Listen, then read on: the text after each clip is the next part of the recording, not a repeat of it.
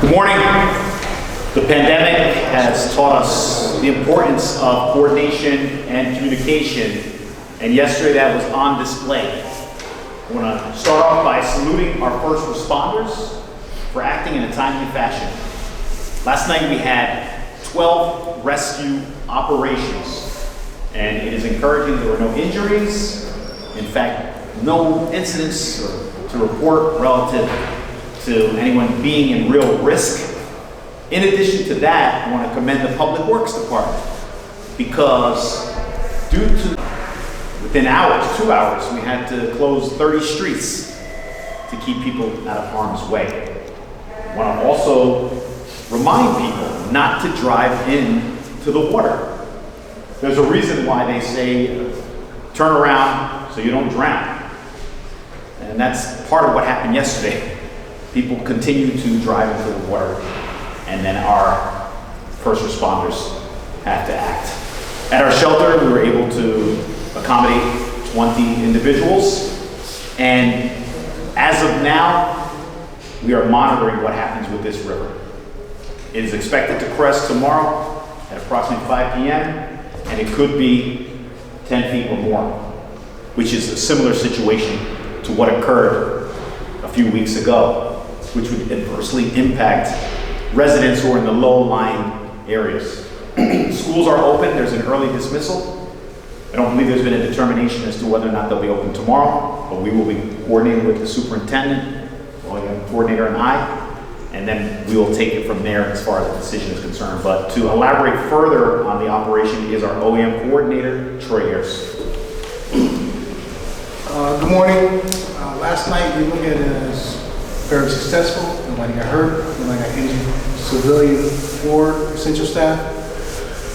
We're asking people to enjoy the peace right now because we believe the flood is coming back, mimicking what we had a couple weeks ago. We already know what we're going to shut down. You see the barricades, we ask that you don't touch them, you don't move them. And if you see a barricade in the street and it's moved, in your mind think it's put there for a reason, it's blocking something, do not go down there. At night, 11:30, 12 o'clock, 10 o'clock at night, the asphalt looks just like the water. You drive in, you think it's a little bit of water, it's 3 feet of water. And now we have to put personnel against it. We're going to continue to work with DPW, Paterson Police Department, Sheriff Department, County OEM, and State OEM to make sure everybody's safe. We're asking that you guys do your best to help us. And if you are in a flood area and you think you want to get out, do not wait for the water to get to your basement or get to your house. Call us now and get out now. We have the shelters will be open. The shelters will stay open until at least Sunday. And it's going to be a 60 temple, and it's a 24-hour shelter. And we're going to have social services, and the Health and Human Service Director has already reached out to the State County Board of Social Services to have social workers in to help you guys out. Thank you. Thank you. Any questions of the coordinator? Yeah. Oh, sure, coordinator. How many people went to the church? Yes. Last night we had about 20 to 22 people at the shelter. The biggest thing was that when we pulled victims, when the fire department pulled victims or police or DPW pulled victims out of the water, we were able to transport them to the shelter and their loved ones were able to pick them up at the shelter. So in the past, the shelter was out of town. Now that we have a meeting place and a point of contact, it's a safe place that the ambulance can take them there and then they give their loved ones and then we worry about their car and everything later on. Where were the rescues happening? Wade Street. I'm sorry, Wade Street, Route 20. There was most on Wade Street, Route 20. And I'll let the fire chief elaborate on that because he was Deputy Chief Willis, he was leading the charge on that. Commissioner, one more question. Knowing what you know and what is to come now, in slow motion, all of this is about to come upon the people of Paterson again. What are you viewing to those folks where the probability is high that they will see flooding and property damage? Do you anticipate any mandatory evacuations that you're going to do anticipatory of the flooding that's going to hit? We're not going to say mandatory evacuation. We come around and we drive around, we ask everybody to evacuate, but we're dealing directly with state OEM. And we talking to the colonel, and the colonel's talking to the governor, and they're working on some different plans for the flood properties. It started last flood, and it's just rolling forward now. So there's things in place. The biggest thing is you live in the flood area, you know you're in the flood area, prepare for it, but make sure you have the flood insurance. But we are working on a plan with the county, with the state, on future planning so we can deal with this problem. Thank you. And to dovetail on that question, as far as the long-term solution is concerned, so last year we did apply for a grant through the Department of Community Affairs to build a flood resiliency wall on McBride Avenue, which is behind the fire headquarters in Pennington Park. We are awaiting word as to whether or not we will receive this award. And in fact, this will go a long way in helping us mitigate, combat the flooding that occurs. I also want to remind everyone who's watching, last week we announced the creation of a fund for victims of the flood. So that is still in effect, and we're anticipating that people are going to need this now as a result of what we anticipate occurring relative to the aftermath of the storm. At this time, I do want to hear from the aforementioned Deputy Chief Arthur Woods. Good afternoon, everybody. Just elaborate on yesterday's storm. As OEM coordinator Ayers had mentioned, we did have 12 incidents that required fire department's responses specifically related to the storm. Yesterday we dealt with flash flooding. We had no localized street flooding as a result of the river water from river cresting. So all the incidents we responded to yesterday were as a result of flash flooding. We had 12 incidents where the city was able to provide additional resources. We had additional manpower that was on duty that supported additional units. In that being said, we had 2 high water vehicles and several swift water boats that were ready to go in operation, which 2 swift water boats did respond to 12 incidents and remove 12 occupants. They were removed to higher ground, and then with coordination with OEM, if they wanted to go to a shelter, which we had the shelter in place, which is in place for the next 4 days, correct? At 60 Temple Street, those occupants that were caught in flash flooding were able to be removed to a shelter and or a place of refuge. If it was within the city, we were able to transport them to the hospital. To the hospital and or to our place of refuge. We had no major damage, no structural collapse, no trees down, and no reported power outages throughout the city. So as far as the storm was concerned, we just had localized street flooding as a result of flash flooding and vehicles driving in the floodwaters. If I can reiterate, majority of those streets were already previously closed by DPW, and the barricades are moved, whether it's from the storm or civilians that come out because they think they can drive through the water, and then their vehicles get disabled. So if you come across a roadway that is blocked off or appears to be closed, please do not drive on that water because the vehicle is going to get stuck, and then the first responders are going to have to go out there and remove you. And then everyone's question to follow up, how do I get my vehicle out? Well, once your vehicle is overcome by water and is disabled, the vehicle is left in place until the water could recede, and then the police department and the local tow company will remove that vehicle at a later time. So most people will lose their vehicle, and it's most likely to be totaled by driving in the floodwater. So please, if you see the roadway is shut down and already closed by our DPW and the police department, please do not drive on closed roadways. Any questions of our Deputy Chief?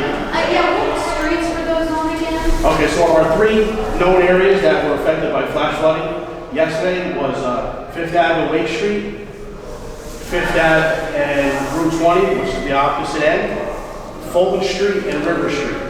These are known areas, especially when we have flash flooding. These are also areas that when the river does crest that we anticipate on Thursday at 5 p.m., which will be shut down. So all the barricades and measures that are put in place to shut those roadways down are staying in place. So our police department, our DPW could just go later in the day or as the water rises, they can just take the barricades that are already in place and shut the roadways down. That'll cut the time in half to get the roadway shut down. But those are our known areas that are going to most likely flood come tomorrow.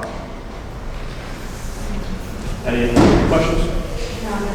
You're that thorough. You're that thorough. I think it's only appropriate, since we've alluded to him, or alluded to the Department of Public Works. With us from DPW is our General Supervisor, Mr. Michael G. Jackson.